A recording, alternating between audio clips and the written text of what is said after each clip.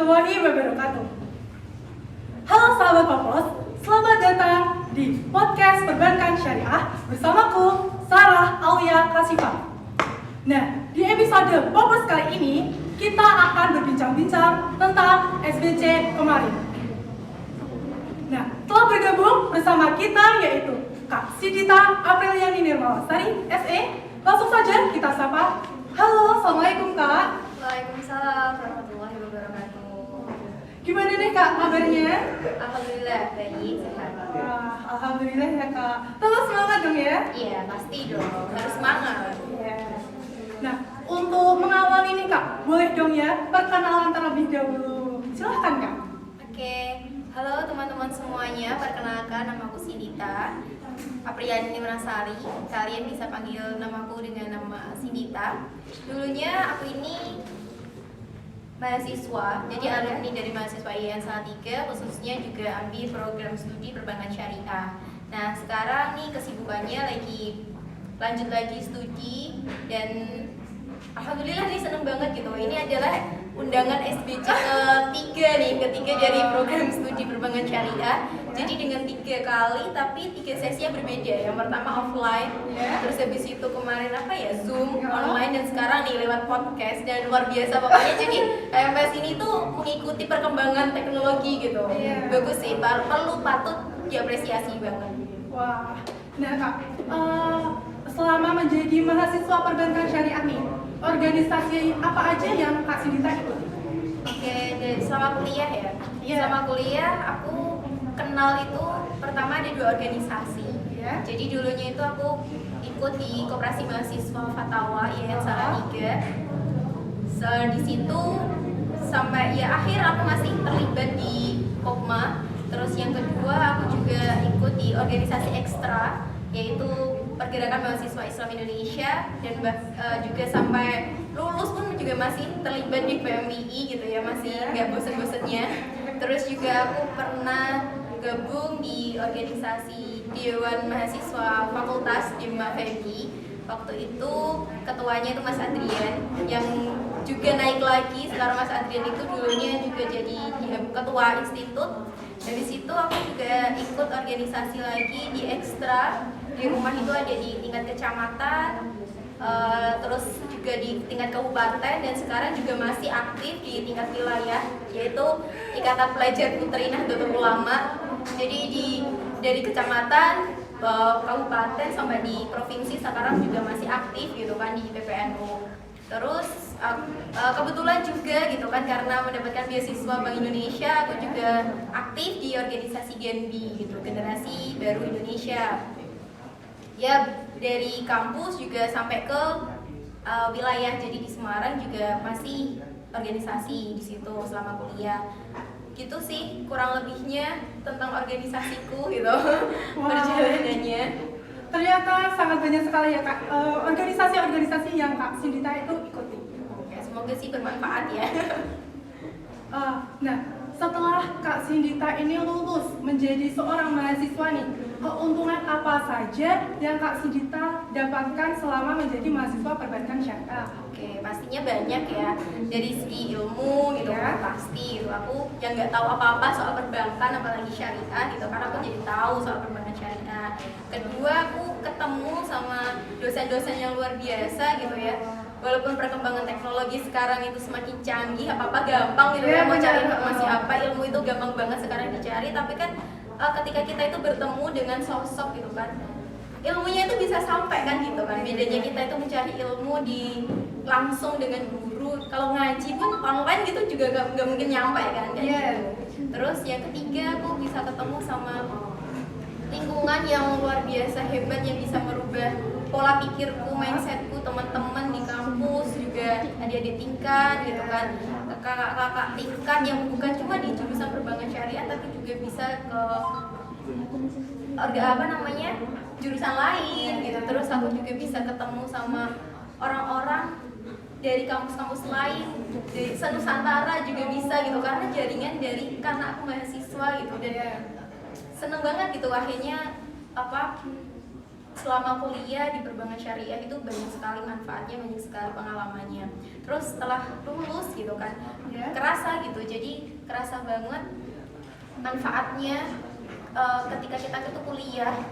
Walaupun bukan cuma di program studi perbankan syariah ya, tapi di luar mau apapun lah, mau organisasi untuk maupun jurusannya apapun ya bermanfaat banget gitu, karena masa-masa kuliah itu masa-masa yang benar-benar menjadi penentuan jati diri seseorang itu mau gimana gitu kan. Setelah lulus, selain terasa banget di hidupku gitu ya, di perilakuku gitu berasa banget, dan karena perbankan syariah itu juga luas, kita juga belajar tentang bisnis, akhirnya aku juga bisa bangun bisnis sendiri gitu kan, walaupun kecil-kecilan masih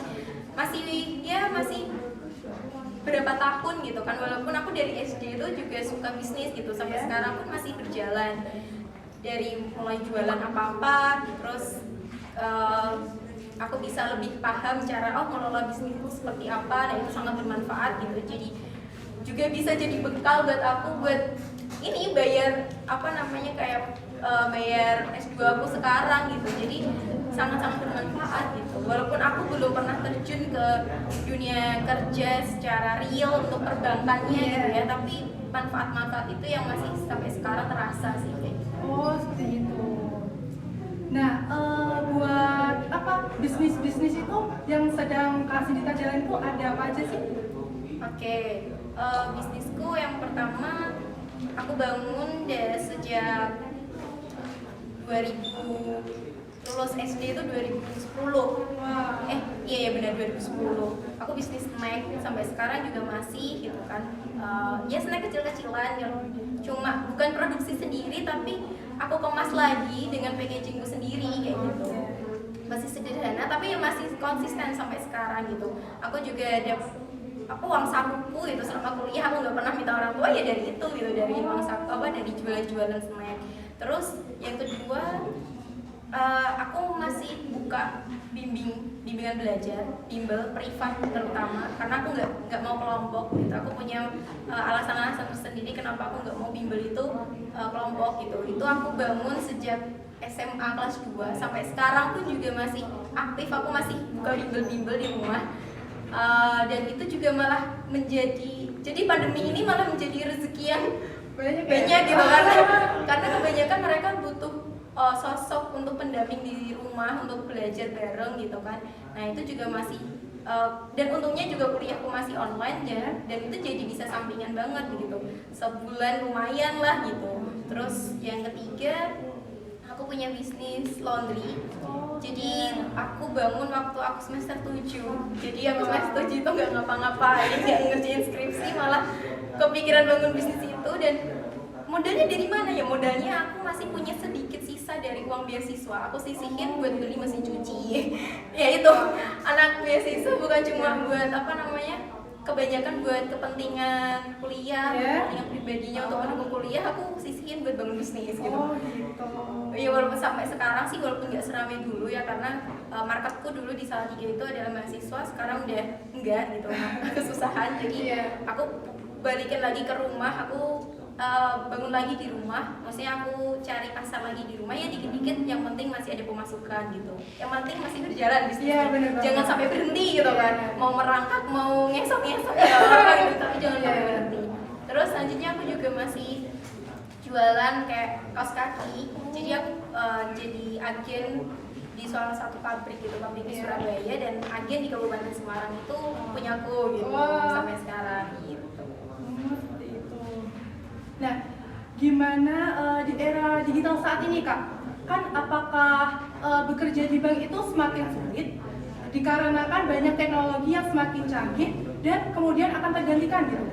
Oke, ini banyak sih penelitian-penelitian tentang ini dan kemudahan bagaimana nantinya sumber daya manusia itu tergantikan gitu kan.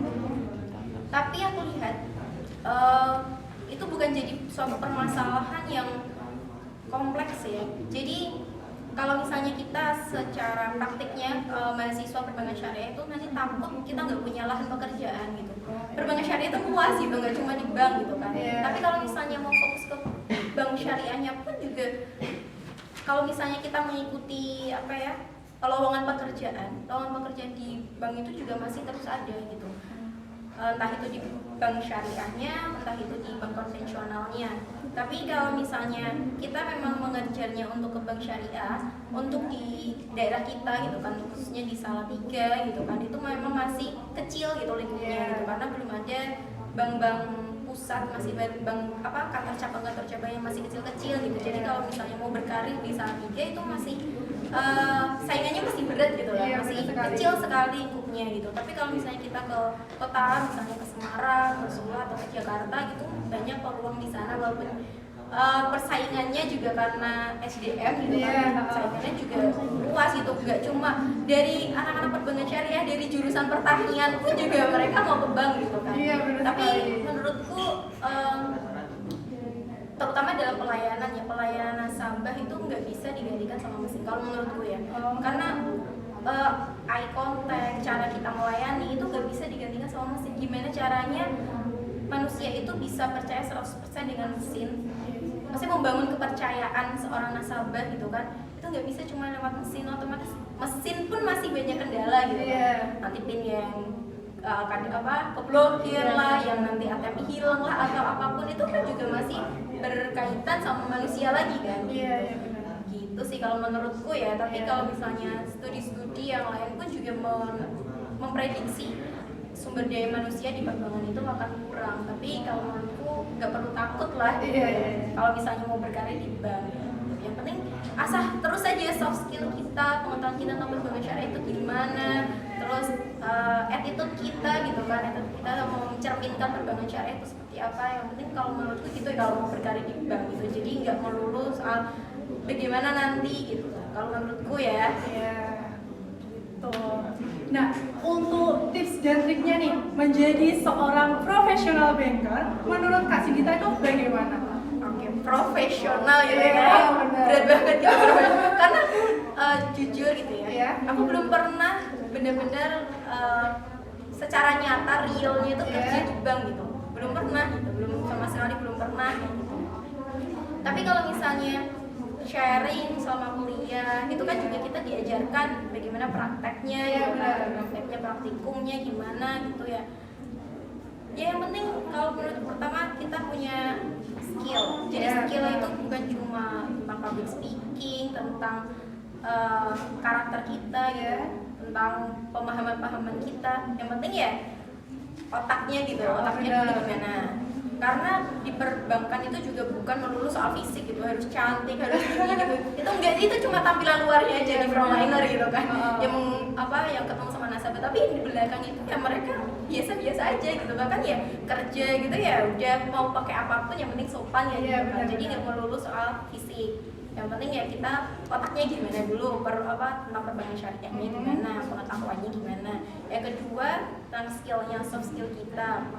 Bagaimana kita itu membawa diri kita itu ketemu sama orang lain itu gimana, bekerja sama dengan tim. Jadi penting banget nih kalau misalnya masih mahasiswa itu berorganisasi itu penting banget gitu. Entah itu organisasi di kampus atau di luar atau di rumah.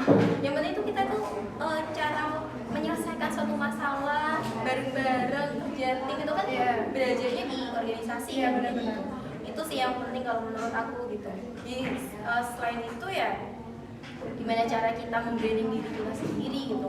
Yang kayak kalau kita mau berkarir di bank, ya mau dimanapun lah, bukan cuma di bank aja gitu kan. CV kayak gitu kan juga harus dibangun kan. Kita mau membranding diri kita itu kayak gimana kan gitu. Itu sih gitu.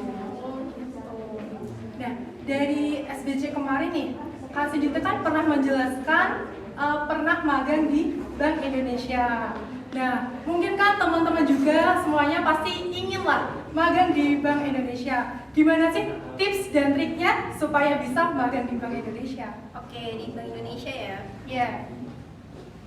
Magang itu kan menjadi syarat ya, harus syarat gitu, syarat kuliah gitu kan, harus ada magang. Nah, itu biasanya pada bingung tuh mau magang di mana, cari di mana. Kalau di kampus, terutama di Salatiga, FEBI itu ada 3 pilihan nih, Bank Umum Syariah, apa di Bank Indonesia, apa di OJK, Otoritas Jasa Keuangan. Nah, aku sendiri pilih Bank Indonesia. Kenapa? Pertama, aku penerima beasiswa Bank Indonesia. Jadi aku tuh kenal sama orang dalam gitu kan. Orang dalam yang ngurusin soal magang gitu. Walaupun itu bukan menjadi privilege tertentu ya, tapi emang itu privilege yang perlu aku manfaatkan gitu. Daripada aku bingung-bingung mau kemana gitu. Kalau mau ke bank umum syariah pun di Salatiga, misalnya aku pengen di Salatiga pun mana gitu kan, tempatnya juga terbatas, kayak malah seakan-akan nggak ada, cuma kantor cabang kecil-kecil gitu kan. Nah terus di OJK juga aku nggak punya bayangan, kalau soalnya di OJK itu setauku itu minimal 2 bulan, dan aku nggak mau terlalu lama magang untuk syarat lulus gitu kan. Walaupun sekarang kalau misalnya mau pengen cari pengalaman magang pun di luar juga banyak Pak, apalagi zaman sekarang ya. Kayak Kampus Merdeka yang dipelopori sama Bapak Nadiem Makarim itu kan juga bisa menjadi pengalaman kerja buat kita gitu, pengalaman magang gitu kan.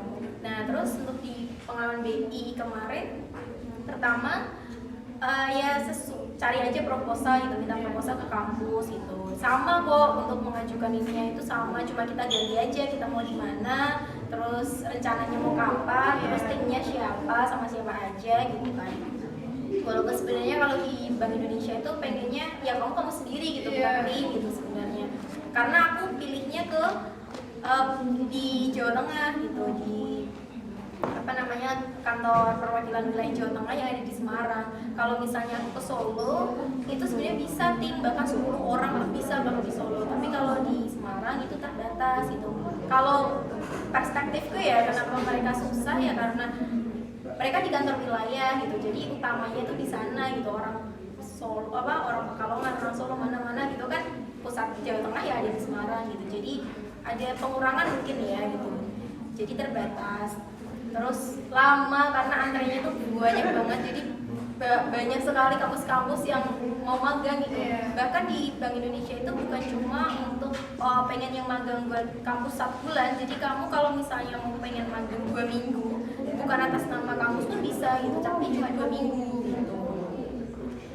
Terus masuklah proposalku ke Bank Indonesia, masuk terus ya dikasih nomor untuk ke humas gitu kan, terus aku hubungilah humasnya siapa ya hubungi, terus akhirnya diterima gitu. Dan waktu itu gak cuma timku yang dari kampus ini gitu, ada 2 tim waktu itu barengan. Di mana aja nih Kak? Ya ada 2 tim, jadi di kampus ya seangkatanku, tim yang lain itu juga diterima di Bank Indonesia juga gitu. Jadi waktu di bulan yang sama ada 2 tim dari IAIN Salatiga yang magang di situ gitu. Tapi kita bagiannya beda. Kalau temanku itu di bagian kayak penelitian, terus humas ya gitu ya, di kelompok-kelompok kayak gitu. Jadi kalau menurutku ya di lantai itu tuh bener-bener hektik banget gitu. Kayak mereka tuh orang-orang yang pintar buat penelitian kayak data-data gitu loh. Nah terus sedangkan aku itu di bagian ini kasir. Jadi ketika ada orang yang mau menukarkan uang rusa gitu, jadi ya lihatnya uang gitu, uang banyak-banyak gitu. Tapi ya kita nggak bisa masuk ke wilayah-wilayah yang memang kecuali dari pegawainya gitu ya. Pegawainya aja itu harus diperiksa, jadi seluruhnya itu diperiksa, mau keluar masuk itu diperiksa. Karena kalau misalnya ada 1 rupiah pun gitu ya, ada di kantongnya itu akan berakibat fatal sama kerjaannya. Gitu. Jadi ketat sekali ya? Ketat banget. Terus aku gimana dong, bukan kalau nggak masuk ke situ ya aku bantu di kayak pengarsipan gitu, pengarsipan data-datanya, dia bantu di situ, di akuntan kayak gitu ya, bantu input data ya selayaknya orang-orang magang pada umumnya gitu sih. Tapi di sana luar biasanya itu anak magang itu nggak cuma disuruh ini disuruh itu enggak. Jadi nanti ada kalanya ada 1-2 orang segelintir pegawai itu datangin kita ketika duduk gitu ya, datangin kita kasih bahan materi nih, ini coba dibaca tentang apapun gitu, tentang kebijakan bank atau tentang apa, terus tentang ini loh cara mengetahui uang asli uang palsu itu gimana, gini loh caranya kalau misalnya kenapa kok uang yang ditukarkan rusak itu harus kita musnahkan, bahkan hasil musnahannya itu nggak boleh dibuang sembarangan kayak gitu kita tahu gitu dari situ. Ternyata uang itu nanti juga dihancurkan di situ, terus nanti dibuang dan sebagainya ya, kita taunya dari situ. Jadi Dan banyak informasi-informasi yang didapatkan dari situ ya Pak? iya pasti, dan bukan cuma menurutku ya bukan cuma di Bank Indonesia ya, magang dimanapun ya pasti kita dapatkan pengalaman yang luar biasa juga gitu. Kalau misalnya kita magang di Bank Indonesia, menurutku ya kelemahannya kalau kita mau pengen belajar tentang perbankan syariah, kita nggak bisa nemuin di Bank Indonesia gitu, karena di Bank Indonesia itu kita akan belajar tentang kebijakan, tentang bagaimana data-datanya, terus nanti pertemuan dengan bank-bank di Indonesia gitu kan, bagaimana nanti ketemu sama pihak-pihak perwakilan dari bank, cuma gitu-gitu. Jadi kalau misalnya kita kok bayangannya nanti akan ketemu nasabah, nanti akan belajar tentang akad mudharabah, musyarakah gitu-gitu tuh, kita nggak akan nemu di situ gitu kan. Kalau misalnya mau pengennya belajar tentang perbankannya yang real ya kamu ke bank syariah, kalau enggak kalau misalnya nggak mau ke bank syariah ya alternatif lainnya ke OJK, itu kalian bakal banyak belajar tentang perbankan syariah di situ gitu. Kelemahannya kalau di Bank Indonesia kayak gitu. Apakah waktu masuk nih ada ketentuan khusus gak mau pas waktu magang di Bank Indonesia? Oke, kalau ketentuan khusus sih nggak ada ya. Paling cuma jurusannya gitu kan. Karena kita jurusan ekonomi ya yang nyambung aja gitu. Bahkan jurusan matematika pun juga bisa. Matematika manajemen yang berkaitan sama ekonomi, perhitungan gitu tuh bisa yang bisa masuk gitu. Jadi nggak ada syarat-syarat khusus sih kalau menurutku. Dan di situ juga di bagian apa sih namanya, di depan gitu ya, itu ada kayak semacam kertas poster gitu, syarat magang yang 2 minggu itu juga bisa, 1 bulan bisa, dan syaratnya ya cuma jurusannya aja gitu. Jadi cuma sekedar jurusan ya? Nggak ada kayak IPK atau organisasi kamu apa itu nggak ada. Oh gitu. Nah, dari pengalaman Mbak Sinita ini magang di Bank Indonesia kan, dan suka dan duka waktu bekerja di bank itu apa aja Kak? Oke, kalau suka dukanya ketika magang mungkin ya lebih kalau di banknya, kalau bisa bayangin di bank syariah ya aku nggak punya pengalaman, belum punya pengalaman gitu. Kalau suka dukanya ya sukanya yang pertama kita ketemu dengan pejabat, oh ternyata di balik layar pemegang kebijakan tentang keuangan, stabilan uang rupiah itu orang-orangnya seperti ini tau. Oh ternyata walaupun mereka itu pinter-pinter dengan beragam kesibukan, jadi mereka itu masuk jam 7 itu udah pada ke kantor, pulang itu ya jam 5 bahkan sampai jam 9 mereka tuh baru selesai pekerjaannya gitu, dengan berbagai tekanan-tekanan itu. Tapi mereka itu dibalik itu tuh orang-orang yang luar biasa, orang-orang yang asik gitu. Bahkan di kantor pun untuk memperingati hari ulang tahun kemerdekaan, waktu itu aku juga bertepatan sama hari kemerdekaannya, jadi aku ngerasain upacara di halaman Bank Indonesia itu di mana gitu kan. Dan itu juga mereka melakukan lomba-lombanya itu enggak yang menyambung sama Bank Indonesia, kayak stand up, kayak dance kayak gitu-gitu. Jadi ada di luar itu yang itu tuh kayak oh ternyata orang-orang pinter itu juga mereka tuh tetap membutuhkan hiburan. Bahkan di satu lantai itu ada tempat buat hiburan mereka, jadi kayak gym gitu ada, kayak orang yang suka nyanyi ada studionya, orang yang suka piano juga disedia di situ. Jadi kegiatan mereka di kantor itu juga seakan-akan dibuat kayak di rumah gitu. Jadi ada yang ketika kita kerja tapi ada satu momen, beberapa jam gitu buat menikmati hobi mereka. Jadi tuh di Bank Indonesia tuh ternyata banyak sekali fasilitas yang tersedia ya Kak? Oke, pasti tuh, jadi nyenengin juga gitu, itu sukanya gitu ya. Bahkan kita juga sama magang itu ada fee, jadi gak cuma semata-mata kita magang gitu. Itu untuk sukanya. Tapi untuk dukanya itu kayak aduh ternyata ngerasain kerja itu juga susah ya gitu. Maksudnya kerja yang kita terpaku sama waktu ya, kayak berangkat jam 7 nanti keluar kantor jam 5 kayak gitu. Itu tuh hal yang menurutku ya kalau aku pribadi itu tuh capek gitu kan. Aku nggak terbiasa dengan hal yang continuity gitu loh, kayak jam 7 berangkat gitu, terus nanti pulang jam sekian, terus nanti besok lagi gitu tuh kayak ngebosenin ngebosenin kalau Iya, menurutku ya. bener. Itu hal yang ngebosenin walaupun itu kayak orang-orang kerja itu ya emang kayak gitu gitu kan. Iya. Jadi karena mungkin aku terbiasanya dengan ya cari uang tapi kan fleksibel gitu ya. Iya. Terus ngerasain magang gitu jam 7 itu emang harus bener-bener ke kantor gitu udah masuk. Bahkan aku tuh kalau jam istirahat itu nggak pernah keluar, tapi aku pagi-pagi gitu ke warung, ke warkos, ke warung, bawa tepa, ya nanti buat siapin buat makan siang gitu kan, ya mau keluar juga susah gitu kan. Itu sih dukanya sih lebih sedikit daripada sukanya gitu.